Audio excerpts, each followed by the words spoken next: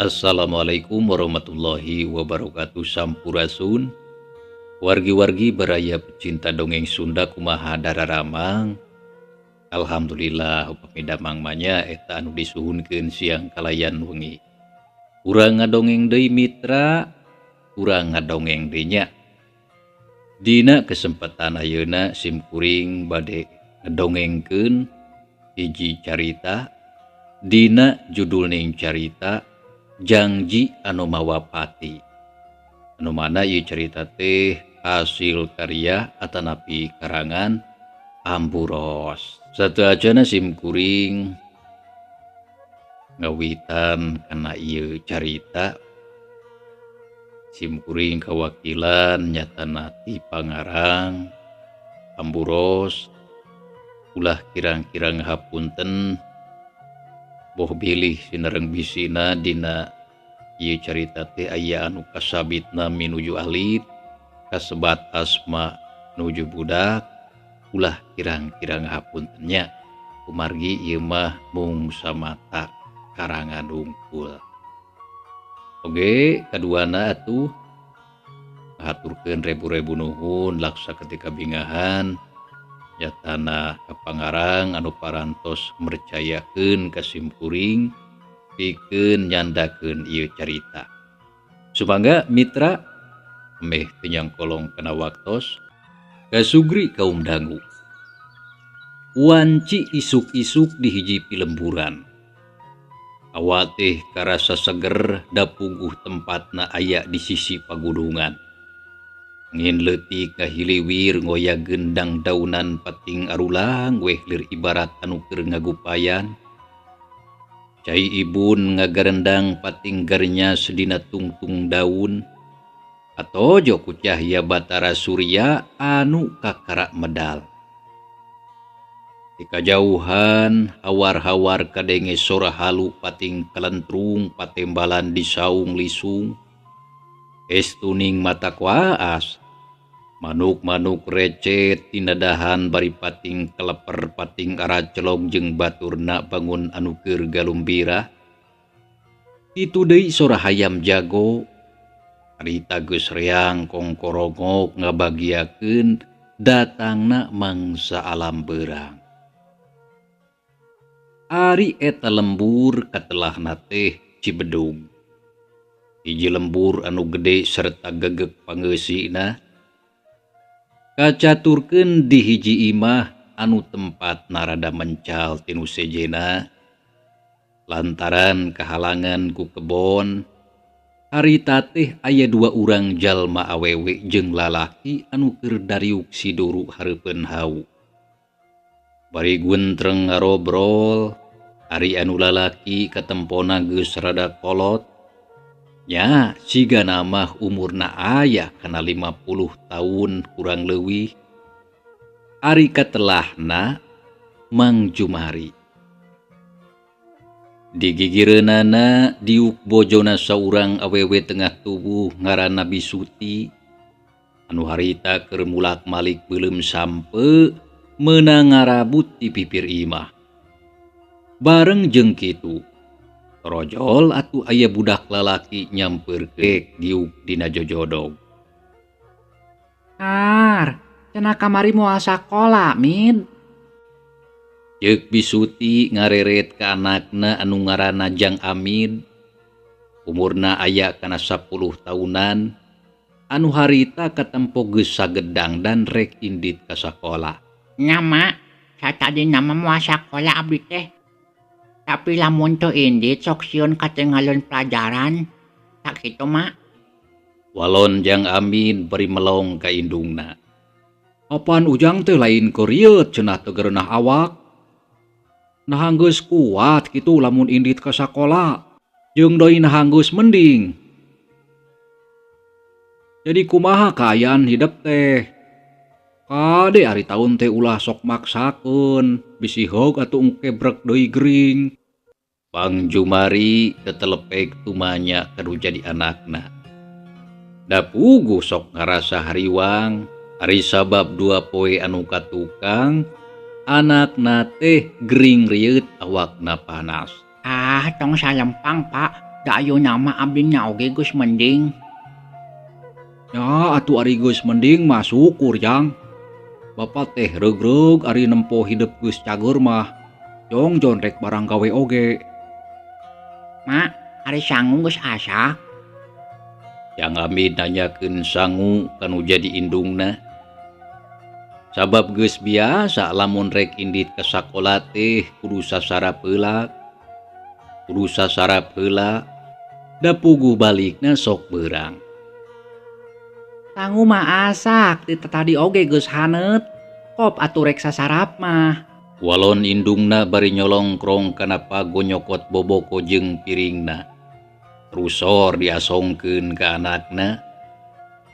Nempo kitu teu talangke. Rita keneh jang Amid nyiuk sangu sacukil. Teungeuna ukur jeung beuleum pedaletik ditambah ku pais oncom sesakamari. Tapi geus meunang ngahaneutkeun. Celebek dahar mending ngalibet siga anu ponyo pisan. Sedengkeun indung jeung bapana duanana ukur naringalikeun. Teu lila jang Amid geus rengse daharna. Sor bisuti ngasongkeun cangkir anu dieusi ku cai teh haneut. Gap ditampanan. Regot jang Amid nginum mending ngaleklek.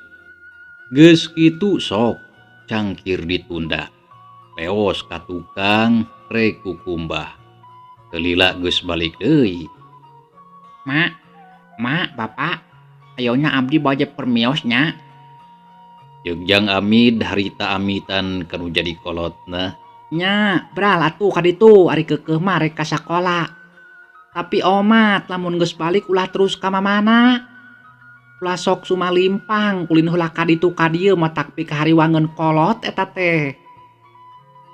Nya, mangga mak. Moal atuh abdi ge moal ulin heula. Yang, yuh bapak boga duit keur jajan. Ceuk bapana bari ku siwel ngaluarkeun duit receh 10 perak 2 tina jero saku kampretna. Zaman harita mah sakitu teh gede mitra kaum dangu. Nempo kitu puguh jang Amid bunga. Nuhun pak. Jang Amid nampanan duit beri jeung seuri. Geus kitu terus ngaleos ka tengah imah. Gap kana kantong anu biasa sok dibawa ka sakola. Brai mukakeun panto. Gek diuk dina golodog dekul di sapatu anu katempo geus belel jeung saroe. Dapuguh unggal poe dipake can aya keur gantina. Nya saenggeus sagalana kawilang tarapti. Jerut turun kaburuan terus lempang. Palebah pengkolan teu jauh ti imahna gok amprok jeung lanceukna anu katelah Nyi Rasti. Kebenaran harita kakara balik di tampian. Amid, engko rieu cenah kamari teh moal indit ka sakola. Nyi Rasti nanya bari neuteub ka adina. Ari leungeunna ngajingjing ember anu dieusi ku papakean meunang nyeusehan. Jagos cagor atuh cok riotna oge ayeuna mah. Ari maneh sok tarapugu ari nanaon teh Amid? Janggus teu kudu hariwang cok. Pokona mah uing geus cagor. Ayeuna mah hayu bisi kaberangan permiosnya. Leos Amid indi teu malire deui ka lanceukna. Da puguh sieun kaberangan ari terus ngadon ngobrol mah. Sajaba ti kitu sakolana kawilang rada jauh ti imah. Nya nempo kitu mah Nyi Rasti teu ngomong deui. Terus bae leumpang ngajugjug ka imahna. Sarta teu sakumaha lila geus nepi kaburuan. Koreleng kagigireun imah sok nunda ember satuluyna moekeun papakean. Sanggeus rengse koloyong ka tukang. Sup ka jero imah ngaliwatan panto dapur anu geus muka. Kasampak indung jeung bapana geus tatan-tatan rek arindit ka kebon. Geuning hidup geus balik.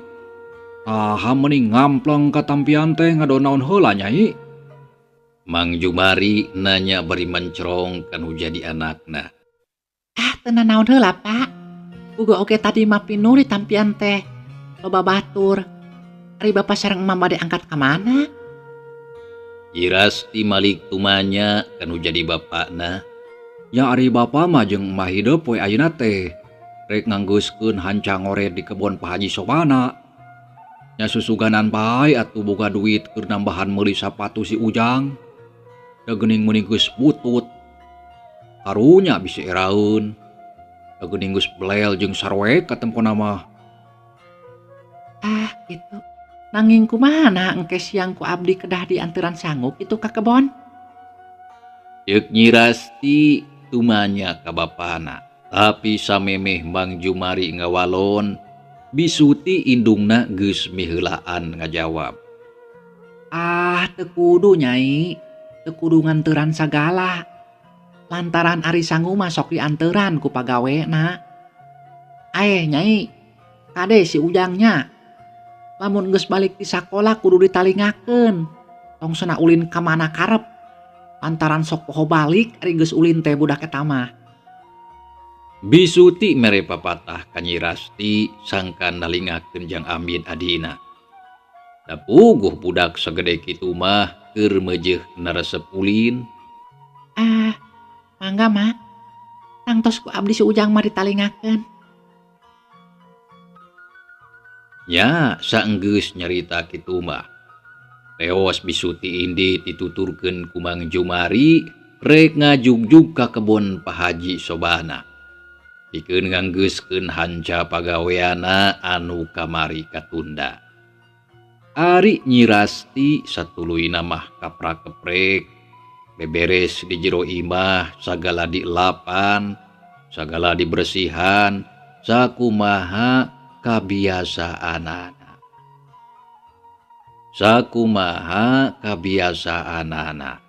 Mitra kaum dangu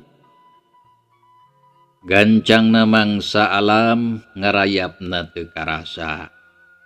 Ayeuna urang kocapkeun kayaan peut. Harita teh kira-kira wanci ba'da Isya Mang Jumari sakula warga ngariung di tengah imah. Ari Jang Amin katempo keur ngadapang bari nyo momobilan meuni anteng. Wiwirna atuh terepeh noroweco ngomong sorangan niron-niron sora mobil. Nyai, Bapak teh aya picari taun anu rek ditepikeun ka hidap. Tamalah ti kamari keneh ari niat mah. Tapi can aya waktu anu hade da puguh sok rariweuh bae. Tapi sigana mah geus salse ayeuna mah. Mang Jumari ngarandeg heula ngomongna terus ngareret ka Nyi Rasti anakna. Gaduh picarioseun naon atuh Pak? Mangga geura saurkeun. Jawab Nyi Rasti bari neuteup ka bapana bangun anu panasaran. Puguh oge kieu Nyai sok geura regepkeun kitu deui makna. Kade kudu milu ngabandungan lantaran anu rek ditepikeun ku Bapa teh pasoalan anu kawilang daria ieu teh. Nah aya pasoalan naon atuh Bapak? Cing pok geura omongkeun kami mah beut jadi panasaran ieu teh. Bisuti mencerong ka salakina bangun anu geus teu sabar. Nya sabar heula atuh Suti. Jeung deui teu kudu rurusuhan. Ieu geura ieu teh. Tilu poe anu ka tukang basa balik niang sawah ka perengan Amprok jeung Mang Dario. Amprok jeung Mang Dario. Terusna kumaha Bapak? Cing jempe heula atuh Suti teng wakang ngengklokan. Moal pok ngomong atuh batur teh. Dengekeun we heula terus regepkeun. Tembal Mang Jumari bangun anu rada keheul. Kadenge kitu jep harita bisuti teh jempe teu ngomong deui. Geus kitu Mang Jumari neruskeun deui caritaana. Ari anu satuluyna mah harita teh prung bae ngobrol sagala dicaritakeun. Dimimiti pasoalan tatanen. Terus maju kana jual beuli. Samalah saterusna mah ngomongkeun kula warga. nya antukna mah nepi kana urusan anak. Tah tidinya Mang Daryo nyaritakeun ka bapa lamun anakna Jang Pendi anu cikalna cenah geus wakca balaka. Nya manehna teh mika hayang kahidep nyiras ti anak bapa. Nyari cohagna mah Mang Daryo teh ngajak bebesanan weh. Lamun hidup daek narima mah. Tah kitu Nyai. Itu ceuk Mang Jumari nepikeun obrolan anu tilu poe ka tukang jeung Mang Daryo.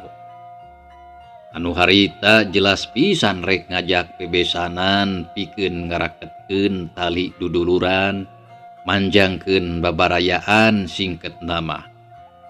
Ngadenge caritaan ti bapana sarupa kitu, Irasti jeung Bisuti duanana mending ngaranjung. Tapuguh bakat ku kaget, nya keur sakedapan mah ukur silih reret tapi can aya anu cacarita. Tah kitu Nyai. Cik kumaha ari nurutkeun hidup. Nah daek narima kana kanyaahna Jang Pendi. Mang Jumari nanya ke anakna anu katempo kalah ngahuleng. Duka atuh Pak. Palon nyiras ti pondok terus tungkul katara kawas anu keur bingung. Ari Nyai. Nah make jeung duka. Duka atuh Pak. Da abdi teh bingung nah kedah kumaha atuh ngajawabna. Margi tangtos segala rupina oge kedah diemutan heula. Nya. Memang bener tangtu eta teh kudu dipikiran heula. Tapi lamun ceuk nurutkeun bapa mah nya, asa teu kudu bingung jeung teu kudu loba mikir. Samalah lamun Nyai apal mah kana usiha teh bapa. Bapa teh kacida pisan ngarasa bungahna diajak bebesanan ku Mang Daryo teh. Reg atuh harita Mang Jumari eureun heula ngomongna. Terus neuteup ka Nyi Rasti anu harita keur emok bari ngadudutan tungtung samat anu geus rawing sisina. Nya naon margina Bapak teh meuni tiasa bingah Pak. Ceuk Nyi Rasti bari melong ka bapana. Nya tangtu bunga atuh Nyai pikeun Bapak hidup mah. Sama lama oge sarua bunga lamun hidup daek tarima ka Jang Pendi mah. Tempas Bisuti miheulaan ngajawab. Terus ngareret ka salakina. Ngadenge caritaan kitu Nyi Rasti jempe. Hatena ngadadak jadi teu puguh rasa sok sieun indung jeung bapana terus ngojok-ngojok ka manehna sangkan daek narima kana kacinta Pendi. Nyai, bapa jeung emah hidup tangtu ngarasa bunga. Naon sababna? Ari anu kahiji bapa jeung Mang Daryo teh geus wawuh ti baheula. Jaman keur ngora malahan mah batur ulin ti bubudak. Jadi geus kacida apal kana sifat jeung laku lampahna. Ari anu kadua bapa teh satuju sarta doa pisan lamun hidup daek narima ka Jang Pendi anu jadi anakna. Ari sabab eta budak teh bager, sopan, daekan malah geus boga pakasaban sorangan kana jual beli sayuran di pasar. Kitu deui tangtungan jeung rupana cukup pantes sakitu mah moal ngerakeun. Ya bisa disebutkeun payus lamun seug ngarendeng jeung hidup mah. Tah kitu. Cing sok jawab naha hidup teh kira-kira na aya hate atawa henteu ka Jang Pendi teh. Kitu ceuk Mang Jumari. Ngomong darada panjang lebar, paneuteupeuna teu leupas ka anakna anu keur tungkul bangun anu nguyung. Nempo kitu Bisuti milu nimbrung. Nyai, cing pok atuh geura jawab. Lantaran emak kitu deui bapa hidup hayang geura ngadenge. Nah kumaha aya harepan narima atawa henteu ka Jang Pendi teh.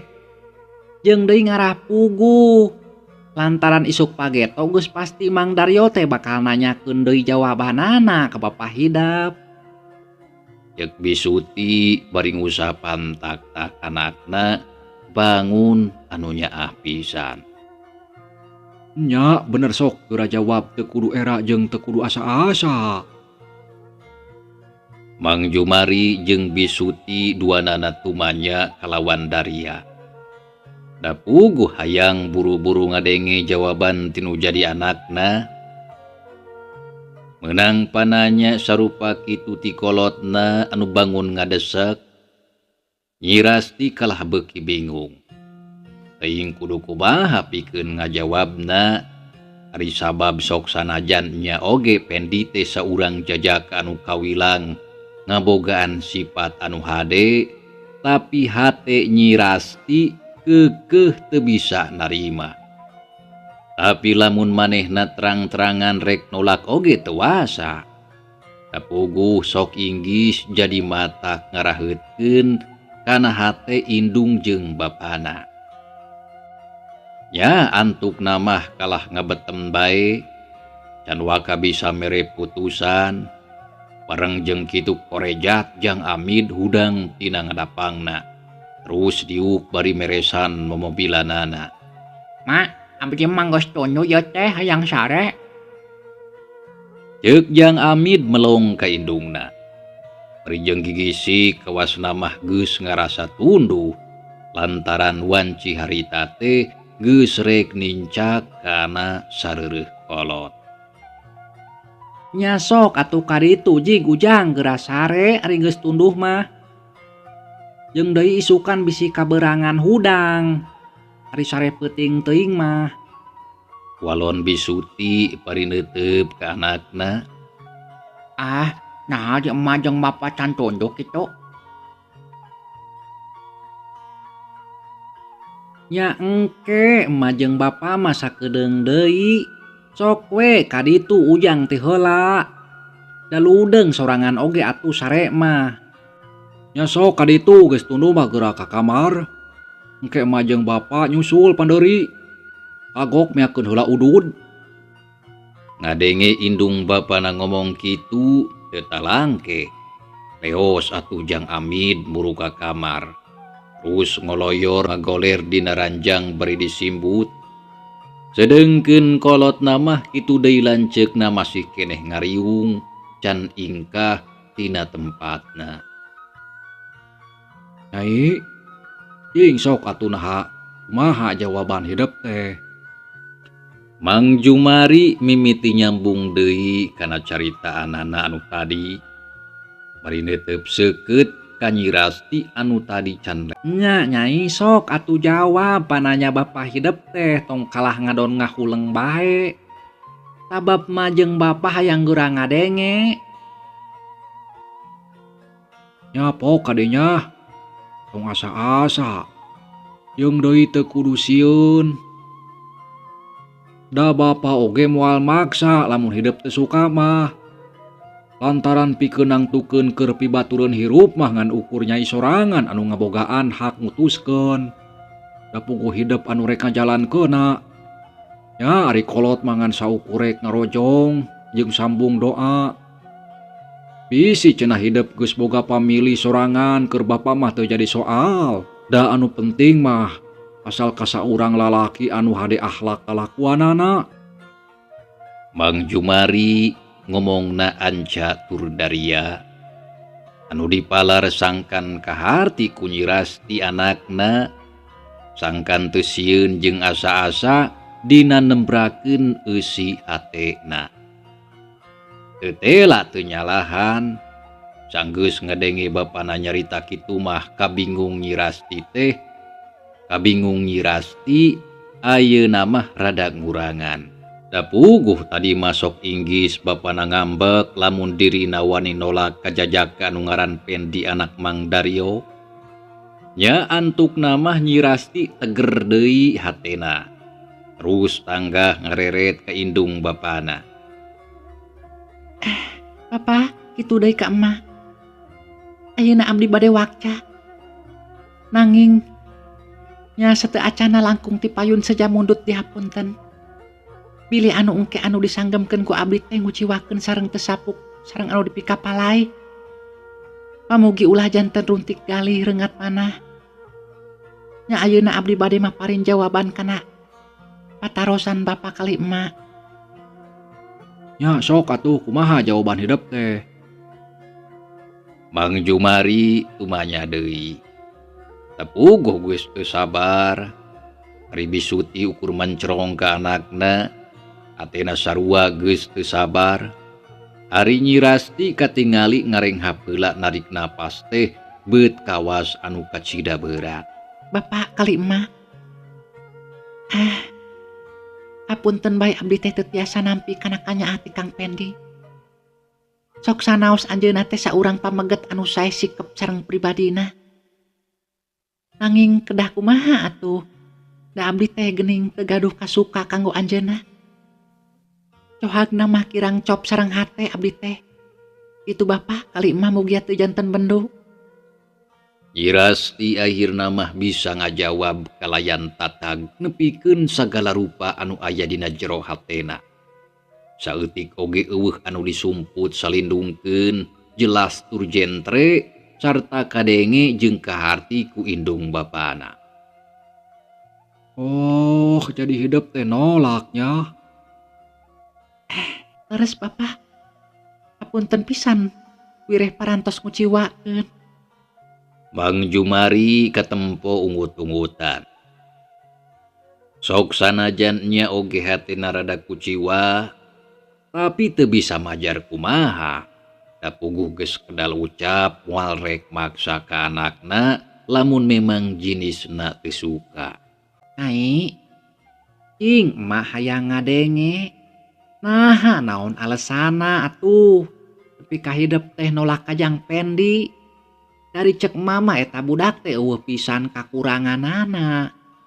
Samalah mah loba babaturan hidup oge anu ngaharepkeun ka manehna. Naha moal mata kadukung. Lamun engke kahareupan jeung Pendi kapimilik kumojang sejen. Bisuti mencrong kana beungeut anakna nu keur tungkul. Samalah hatena teu bisa bohong lamun ayeuna ngarasa handeueul. Tapi sanajan kitu teu bisa kukumaha. Salian tiru menghap bari ngurutan dada. Nyai, terus terang bapak teh aya perasaan kuciwa dina hate mah. Tapi sanajan kitu oge jawaban hidup teh tang tuku bapak ditarima. Tapi bapak teh rada penasaran hayang nanya. Nah hidup teh geus boga lalaki anu jadi pilihan sorangan atawa kumaha? Ceuk Mang Jumari harita tumanya deui. Dapuguh hayang nyaho kana kaayaan leusi hate anu jadi anakna. Samalah timbul kacurigaan lamun Nyi Rasti teh geus boga lalaki pilihan sorangan, tapi can wani kedal. Nya nyai, nah hidup teh geus boga kabogoh. Bisuti ngengklokan tumanya kanu jadi anakna lantaran hayang pugu. Abi mah dah teu acan mah. Jawab Nyi Rasti ngomongna rada gugup, malah beungeutna katara nyiak beureum. Nah atuh ari can boga mah make jeung wani nolak. Nya hidup teh rek neangan anu kumaha deui. Sajabab ti kitu hidup teh geus cukup ayeuna mah mikiran rumah tangga. Da geus sawawa atuh. Lamun teu salama umur hidup teh geus ningcak kana 18 tahun. Ya geus cukup sakitu mah. Samalah tuh tempo babaturan sakola hidup Nyi Otih jeung Nyi Enok apan geus rarumah tangga. Malah Nyi Enok mah keur kakandungan geus 5 bulan cek indungna mah. Piraku nyai teu kabita. Ceuk Bisuti beri neuteub seukeut ka anakna. Sanes teu kabita mah. Mung kedah kumaha atuh. Da abdi mah teu acan gaduh niat kanggo rumah tangga ku ayeuna mah.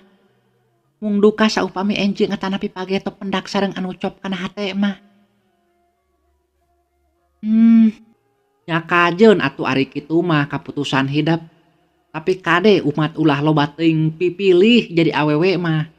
Lantaran bisi goreng akibatna. Sok aya paribasa, pipilih menang anu leuwih, oceplak menang anu pecak, tah kitu. Geus lah mama tunduh ieu teh hayang sare da geus peuting. Jeung deui capek awak teh. Bisuti harita dangtung bari ngerelek euy. Rusup ka kamar. Bapa oge geus tunduh ieu teh. Sok nyai ka ditu geus bae geura sare tong kalangah uleng. Jeung deui teu kudu jadi pikiran. Teu geus puguh hidup teh nolak. Jadi bapa kudu bisa neangan jawaban anu hade pikeun ditepikeun ka Mang Dario. Lantaran bisi isuk panggih jeung manehna. Mang Jumari nitah sare kanu jadi anakna. Bapak, hapunten abdi Pak. Ceuk Nyi Rasti bari neuteup ka bapana. Dina jero hatena aya rasa karunya. Geus nyai. Ceuk bapa oge teu kudu jadi buah pikiran. Sok ka ditu mending oge geura sare geus peuting ieu teh. Nya tapi kumaha tuh lamun enjing pendak jeung Mang Dario? Kumaha Bapak ngajawabna? Abdi masa lempang. Sok bilih anjeunna janten ambek margi putrana ditolak ku abdi. Nyi Rasti hatena teu buru ngarasa hariwang. Sok inggis hubungan bapana jeung Mang Dario jadi teu hade alatan pasoalan eta. Urusan eta mah keun bae urusan bapa. Jeung na deui bapa mah percaya Mang Dario mah jalma hade jeung tara gampang ambek. Sarta sabi-sabisa bapa rek mere jawaban anu teu matak nganjerikeun kana hatena. Coba bapa oge embung ari kudu jadi goreng mah.